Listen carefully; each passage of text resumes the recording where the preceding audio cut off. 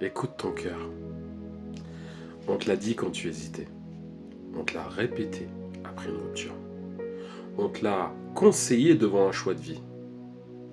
Mais personne ne t'a jamais expliqué comment faire. C'est quoi écouter son cœur? C'est où exactement ce cœur qui décide? Et surtout, qui parle en premier? Le cœur ou autre chose? Et si je te disais que ton cœur ne décide jamais en premier?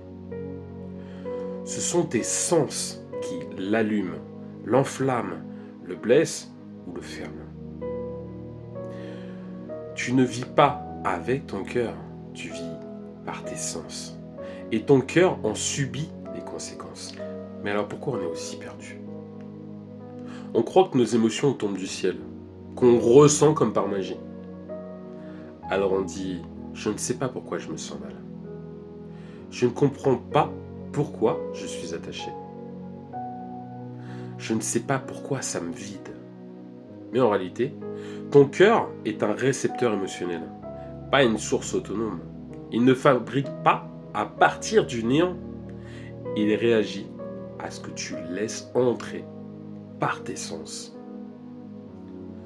Le problème, c'est que tu fais attention à ce que tu manges, mais pas à ce que tu regardes.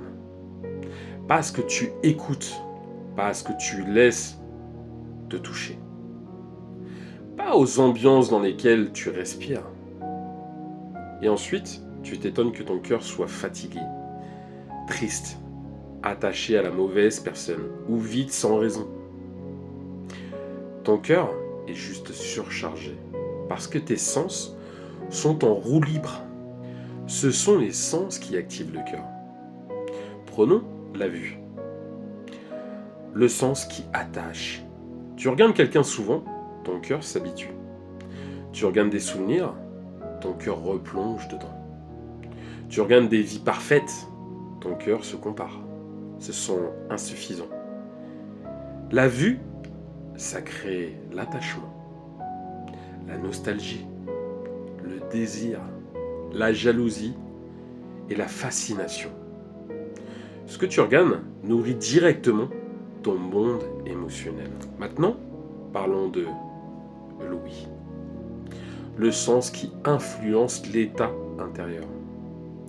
Une voix douce peut calmer ton cœur. Un ton froid peut te blesser. Une musique peut raviver un amour que tu croyais fini. Les mots que tu entends deviennent des blessures, des élans, de la confiance ou bien de l'insécurité. Une phrase peut rester dans ton cœur pendant des années. Passons maintenant à l'odorat. Le sens des souvenirs enfouis. Une odeur peut te ramener 10 ans en arrière en une seconde. Un parfum, maison, une peau, la pluie.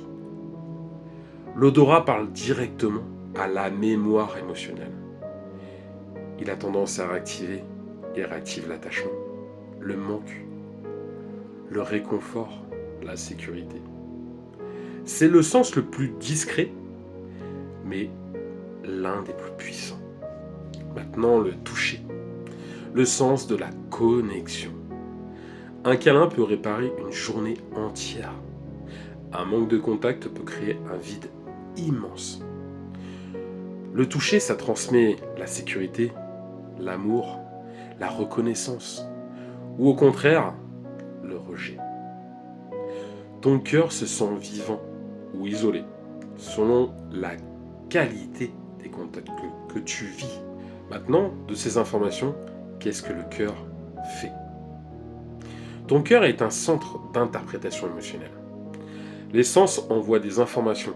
Le cœur, lui, les transforme en attachement, en peur, en amour, en rejet, en espoir, en douleur, en manque ou bien en paix. Les sens apportent les données. Le cœur crée l'émotion. L'émotion influence tes choix. Donc quand tu dis « j'écoute mon cœur », Ce que tu écoutes en réalité, c'est le résultat de ce que tu as laissé entrer dans ta vie. Tu sais, quand tu rencontres quelqu'un, tu ne sais pas encore pourquoi tu y penses. Tu l'as souvent vu. Tu as aimé sa voix. Son parfum t'a marqué. Un contact léger t'a traversé. Tes sens ont tout enregistré. Ton cœur, lui, a assemblé. Et maintenant, tu dis, je crois que je ressens quelque chose. Mais ce quelque chose est né d'une accumulation sensorielle.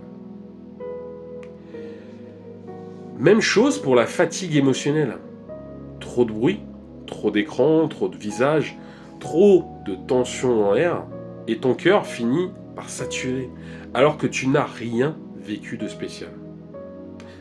Si tu as tout vécu par tes sens, maintenant la prise de conscience qui change tout. Si tu veux un cœur apaisé, ne commence pas par gérer tes émotions, commence par gérer tes entrées.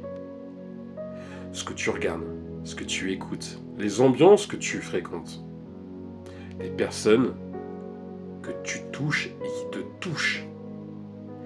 Parce que ton cœur ne peut pas produire de paix si tu l'alimentes en chaos.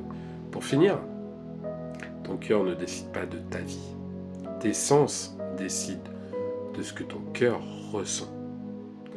Et ce que ton cœur ressent décide de tes choix. Alors la vraie question n'est pas est-ce que j'écoute mon cœur, mais qu'est-ce que je laisse entrer par mes sens pour qu'il parle ainsi.